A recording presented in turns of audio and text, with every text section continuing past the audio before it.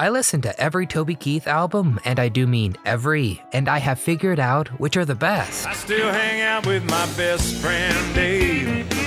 I've known him since we were kids at school. I know it's a tough job. Toby put out 19 official albums, 6 greatest hits albums, and my mom's favorite, his Christmas album. Have yourself a merry little Christmas. And yeah, let's face it, it sucks knowing that we won't get any more songs from this legendary country singer himself. I love this bar. But I put in the work for you, my dear listener. I mean, who am I kidding? I would have done it anyway. This was great fun. Some of these records have already been in my general rotation, but others not so much. And boy, was this fun to hear everything Toby Keith has. So without further ado, let's find out the top 10 best Toby Keith albums in order. Let's go. What happened? Number 10, Dream Walkin', 1998. Toby Keith's albums are kinda like pizza. Even when they're just okay, they're still pretty damn good. And this is especially true for Toby's 4th album, Dream Walkin'. The biggest hit here is the title song, Dream Walkin', just general easy-going 90s country fare. It's really great.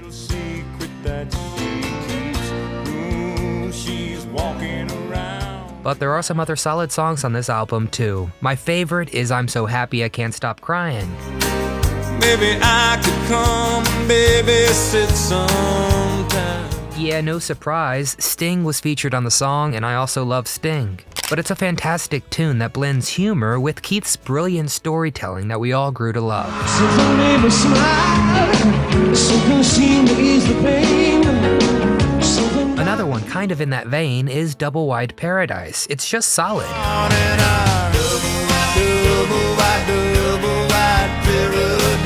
I mean, sure, there were bigger and better things to come, but if I was stuck with just this album on a deserted island, I'd be fine for a few years, and then I'd probably have to retire to dream walkin'. Number 9, Pull My Chain, 2001. Did your family ever have that quote-unquote fun aunt? The one who drank way too much Boone's Farm strawberry wine and told dirty jokes. She doesn't take life too seriously and always goes for those walks where she comes back smelling a bit funny. Yeah, Pull My Chain is kind of the fun aunt of Toby's career. She knows how to pull my chain. Because the big one here, of course, is I Want to Talk About Me, the silly kind of talk rap song about a motor-mouthed girlfriend who doesn't let Toby get a word in, and this song is only something Toby could pull off. Although I'm not sure he pulled off that gold tooth, but hey, people love the track. The song hit number 1 on the Billboard Hot Country Songs chart. And what I really love about this song is the music video. Give it a watch, it's just a blast. I wanna talk about me. I wanna talk about me. Wanna talk about I wanna talk about number 1. It makes you miss the old days of fun music videos being produced with all the hit tracks. And then there's I'm Just Talking About Tonight, an ode to keeping things casual, definitely a big hit for him in the early 2000s. And it was one of his early party anthems. I'm not talking about hooking up and hanging out. I'm just talking about tonight. Pull My Chain was released in August 2001, and it's a time capsule to another world. So if today's depressing world ever gets you down, this album is a nice reminder. It's really not that serious.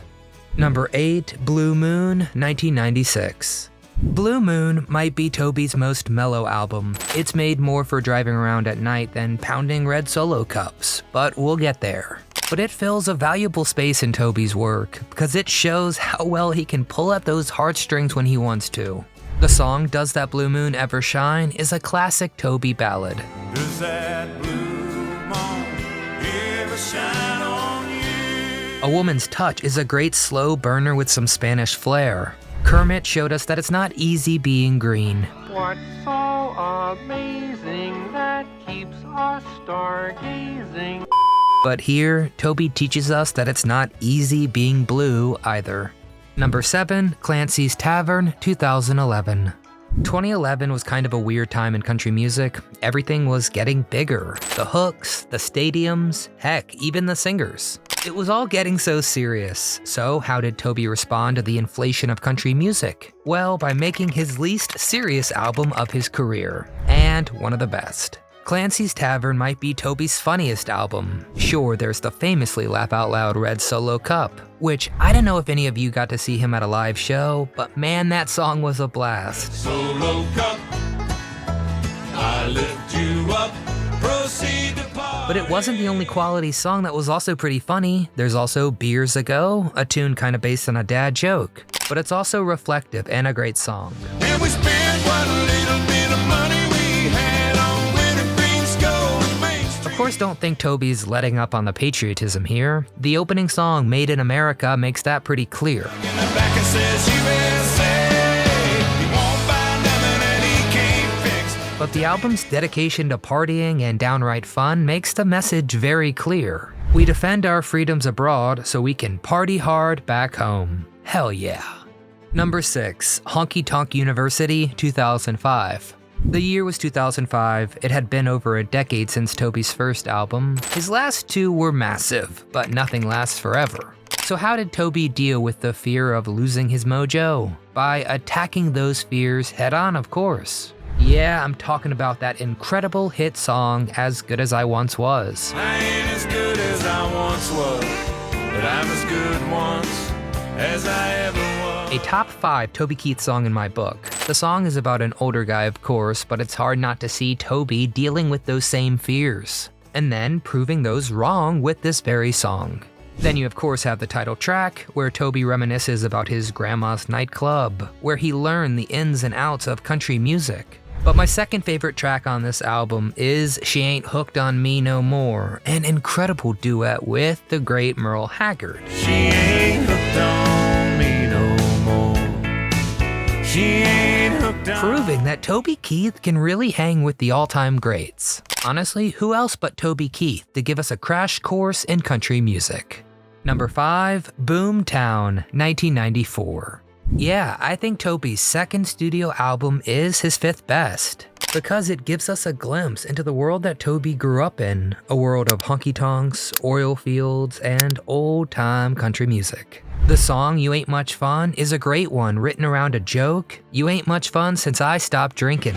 all broke down, my tail's been dragging. It's a rough life up here on The tune wasn't even released as a single, but now it's one of the most lasting songs from the record. You also got Who's That Man? It's a sad song about a man losing his family. where she lays her pretty head. I planted that tree. Seriously, every side of Toby Keith is on show here. What else could you want? Sure, Toby would reach higher heights, maybe better songs, maybe better albums, but there is something really special about 1994's Boomtown.